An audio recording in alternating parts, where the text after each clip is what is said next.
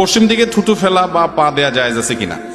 পশ্চিম দিকে থুতু ফেলার ব্যাপারে ইবনে হিব্বান, মুসাদরাকে হাকিম সব বিভিন্ন হাদিসের কিতাবে একটা হাদিস আছে, মান তাফালা তুজাহাল কিবলা জাআল ইয়াউমাল কিয়ামাতি ওয়া শাক্কুহু মাইল আও কামা ক্বালা আলাইহিস সালাম। যে ব্যক্তি কিবলার দিকে থুতু ফেলবে, পশ্চিম বলে কোনো কথা নাই, কিবলা যেদিকে থাকে, আমাদের জন্য কিবলা পশ্চিম, পশ্চিম দিকে বা কিবলার দিকে যে থুতু ফেলবে, কিয়ামতের দিন কোন কোন বর্ণনায় আসছে অতাফালাতুহু মা বাইনা আইনাই, যে তার থুতু কপালে নিয়ে এসে উঠবে, অর্থাৎ এটা গুনাহের কথা। এজন্য ইচ্ছাকৃত কিবলার দিকে কি করা যাবে না, থুতু ফেলা।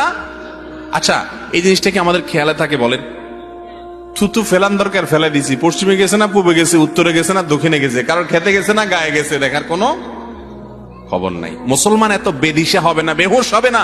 মুসলমান যা করবে হিসাব করে করতে হবে, কারণ তাকে জান্নাতে যেতে হবে। এখন থেকে হিসাব করবো তো ইনশাআল্লাহ। এটা গুনাহের কথা, এই গুনাহটা অনেকে জানে না।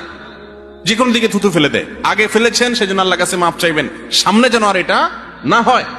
পশ্চিম দিকে থুতু ফেললে কি হয়?